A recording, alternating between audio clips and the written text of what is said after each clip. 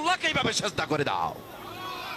সূরা ফাতিহার 10 নম্বর আয়াত খুলে দেখো, সূরা আনফালের 17 নম্বর আয়াত খুলে দেখো। এই রসুল যখন পাথর নিক্ষেপ করেছিল, সেই পাথরগুলি রসুল নিক্ষেপ করে নাই, সেই পাথরগুলি স্বয়ং আল্লাহ নিক্ষেপ করেছিল। রসুল পাথর মারলে যদি আল্লাহর মারা হয়, তাইলে আল্লাহ কি বাহিরে ছিল না রসুলের ভিতরে ছিল?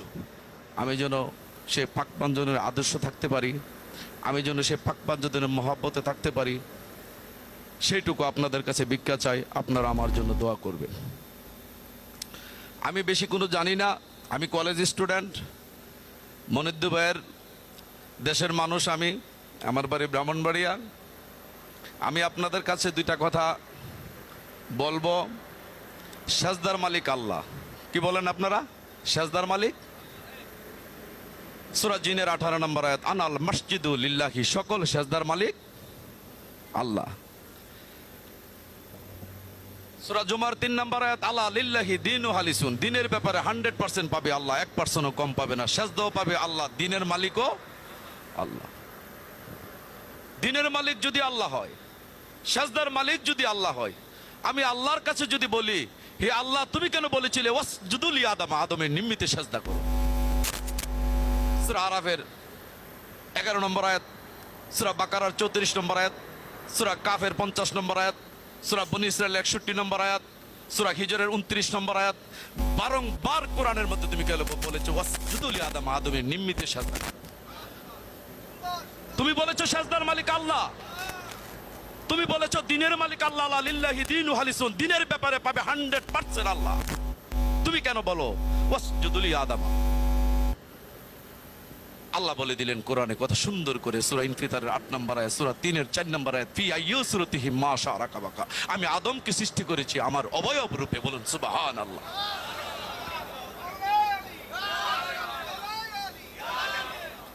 হে আল্লাহ, যদি আদমের চেহারাটা তোমার চেহারা হয়, আমি জানতে চাই আদমের ভিতরে তো আদম আছে, তাও তো যদি সেজদা দেই, তাও তো সেজদা আদম মালিক হয়। 1% যদি কম হয় তা তো শিরক হয়। আদমের ভিতরে কে আছে? সূরা হিজরের 29 নম্বর আয়াত, যখন আদমকে সুঠাম করব তখন তোমরা সেজদা করিও না, যখন আদমের ভিতরে আমি আল্লাহ ঢুকে যাব তখন তোমরা সেজদা করিও। তা আদমের ভিতরে কে? আল্লাহ। আদমের চেহারা কার চেহারা? তাও তো সেজদা হয় না। আল্লাহ তুমি বলেছো আদমের চেহারা যদি আল্লাহর হয়, আদমের রুহু যদি আল্লাহর হয়, বডিটা কার? আদমের, তাও তো সেজদার মালিক আদম হয়ে যায়। আল্লাহ বলেন না। সূরা বাকারা খুলে দেখো, আমি জমিনের খলিফা নিযুক্ত করব। খলিফা শব্দের অর্থ হলো প্রতিনিধি, প্রতিনিধি শব্দের অর্থ হলো সমান সমান। আমি যেমন আদম তেমন, আমাকে যেইভাবে সেজদা করতে, আদমকে কিবলা করে আমি আল্লাহকে এইভাবে সেজদা করে দাও। আমি ইবলিস থেকে মুক্ত হইতে চাই আপনাদের মাধ্যমে, আমি ইবলিস থেকে মুক্ত হইতে চাই। আমার আম্মা প্রায় বলতেন পাঞ্জাগানা নামাজটা পড়ো। আমি যখন নামাজে দাঁড়াইতাম, মইনুদ্দিন ভাই, দুনিয়ার যত ঝামেলা আছে আমার মনে হয়েছে। ঘটনা কি নিজে নিজে অ্যানালাইসিস করলাম।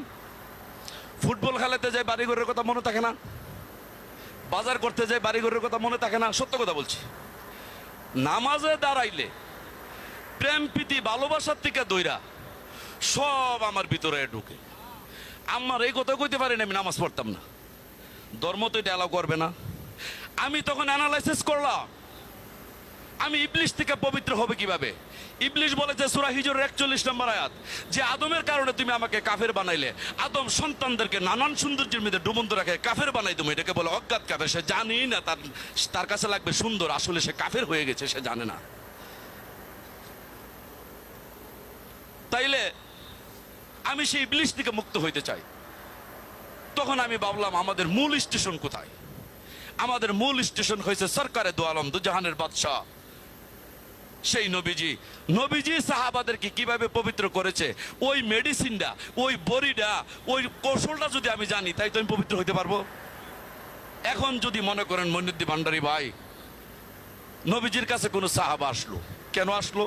যখন শুনতে পাইল মক্কা নগরে কুরাইশ বংশের হাশিমি গোত্রের বাবা আব্দুল্লাহর মাধ্যমে মা আমেনার উদরে এমন একজন মানব শুরুতে নবী আসছে, যিনির কথা সুন্দর, যিনির ভাষা সুন্দর, যিনি আমানত করলে হিয়ানত হয় না, যিনিকে গালি দিলে মাফ করে দেয়, যিনি অন্যের হক নষ্ট করে না, এই ধরনের ভালো ভালো মেসেজ যখন তাদের কানে গেছে তখনই তো নবীজি স্মরণে আসছে। যদি তাও নবীজির কাছে আসে, আমি মনিউদ্দিন ভাই আপনার চরণে ভক্তি রেখে জানতে চাই, ওই লোকটাকে ইবলিশ ধুয়ে আইছিল না লয়ে আইছিল? কি বলেন আপনারা? ইবলিশ সাথে আনলো না?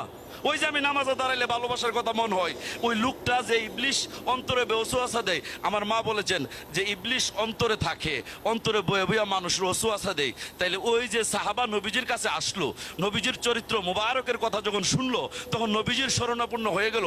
নবীজির কাছে আসার পরে আমরা জানতে চাই দেশের আলেম ওলামার কাছে, সেদিন নবীজি কিভাবে ইবলিশটা মুক্ত করেছিল সাহাবার। যদি বলেন 5 ওয়াক্ত নামাজ দিয়েছিল, তুমি নামাজ পড়ো, ইবলিশকে আমিও নামাজ পড়ি, সূরা রাদের 15 নম্বর আয়াত খুলে দেখুন। আসমান জমিনে যা কিছু আছে ইচ্ছায় অনিচ্ছা আল্লাহর সাজদা করে, তাইলে আসমান জমিনের ভিতরে ইবলিশ না বাইরে? তো আসমান ইবলিশও সাজদা করে, তো এই সাজদা করলে ইবলিশ যাবে কিন্তু ইবলিশটা করে এই আল্লাহটা করে, আল্লাহ তো আল্লাহটা ইবলিশ তো আল্লাহটা করতে অস্বীকার না, তো ইবলিশ যাবে না। যদি বলেন এখানে বই আধা ঘন্টা কান্দো আল্লাহর লিগা, ইবলিশ চলে যাব? সূরা ইমরানের 83 নম্বর আয়াত খুলে দেখো। আসমান জমিনে যা কিছু আছে ইচ্ছা অনিচ্ছা আল্লাহ পাকের অনুগত্য স্বীকার করে, অনুগত্য স্বীকার করার কান্নাকাটি করা এক জিনিস, তাইলে ইবলিশও আল্লাহর লিগা কান্দাকাটি। সুতরাং কান্দাকাটি করলেও ইবলিশ যাবে। যদি বলো একটা 1000 গুড়ার একটা তসবি দিয়া যদি বলো তুমি সুবহানাল্লাহ সুবহানাল্লাহ সুবহানাল্লাহ, যে তসবি বাইরিছে জব্দ আছে, আবার একটু দাঁড়ানাইতাছি, আবার জবতাছে কয় আর 5 মিনিট, জবার ভিতরে 5 মিনিটও হামাইছে, একটু দাঁড়ানো। ওই তসবি যদি আমার দিয়া কো তুমি এটা জব, ইবলিশ মুক্ত হয়ে যাবে। ইবলিশ আমাকে প্রশ্ন করে, সূরা হাদীদের 1 নম্বর আয়াত খুলে দেখো, আমিও আল্লাহর ওজিফা করি, আমিও আল্লাহর পবিত্রতা ঘোষণা করি, সুতরাং তুমি যা করো এইভাবে আমি তোমার ভিতর থেকে যাব। তো ইবলিশরে ফোন দেন, তুমি আমার ভিতরে কেন ঢুকছো? ইবলিশ বলে তোমাকে দুজুগে নেওয়ার জন্য ঢুকছি। তো তুমি আমার ভিতরে যদি থাকিয়া আমার দুজুগে নাও, আর তুমি যে কর্ম করো এই কর্ম দিয়ে যে ব্যস্ত যাও, ইবলিশ কর বেশি ভালো, এই কর্মটা তোমার লোক যায় আমগা। তাইলে আমার ভিতর থেকে ইবলিশটা যাওয়ার দরকার কিভাবে? সেদিন নবী মুহাম্মদ সাল্লাল্লাহু আলাইহি সাল্লাম সেদিন সাহাবাকে বলেছিলেন, এই সাহাবা শুনো, সূরা ফাতির 10 নম্বর আয়াত খুলে দেখো, সূরা আনফালের 17 নম্বর আয়াত খুলে দেখো। এই রসুল যখন পাথর নিক্ষেপ করেছিল, সেই পাথরগুলি রসুল নিক্ষেপ করে নাই, সেই পাথরগুলি স্বয়ং আল্লাহ নিক্ষেপ করেছিল। রসুল পাথর মারলে যদি আল্লাহর মারা হয়, তাইলে আল্লাহ কি বাহিরে ছিল না রসুলের ভিতরে ছিল? নাহনু আকরাবু ইলাইহি হাবলিল মিন ওয়ারিদ, আসা নাই কোরআনে? সূরা আরাফের 7 নম্বর আয়াত খুলে দেখুন। এই মানুষ, আমি তো অনুপস্থিত নয়, আমি তো সব সময় উপস্থিত। নবীজি পাথর মারলে যদি আল্লাহর পাথর মারা হয়ে যায়, আল্লাহ মারলে যদি নবীর মারা হয়ে যায়, তো নবীজির ভিতরে আল্লাহ সক্রিয় ছিল। সাহাবাকে বলেছিল ইবলিশ আল্লাহর অনুগত্য করে, ইবলিশ আল্লাহর জন্য কান্নাকাটি করে, ইবলিশ 5 ওয়াক্ত নামাজ পড়ে। সূরা নূরের 47 নম্বর আয়াত খুলে দেখুন, ইবলিশ আল্লাহ রাসূলে বিশ্বাস করে। ইবলিশ করে নাকি রসুলের হাত আল্লাহর হাত, রসুলের পাও আল্লাহর পাও, রসুলের চেহারা আল্লাহর চেহারা, রসুলের ভিতরে আল্লাহকে বর্ত করে, রসুলকে কিবলা করে ইবলিশ সাজদা করে। সেদিন যখন সাহাবা সরকারে মদিনা দুজাহানের বাদশাকে যখন কেবলা করে আল্লাহকে সাজদা করে দিলেন, ইবলিশ বলে দিল, আমি আর তোমার ভিতরে থাকতে পারি না, যদি তোমার ভিতরে থাকি আমার রসুলের পায়ে মাথা নত করণ লাগে, সুতরাং আমি আর তোমার ভিতরে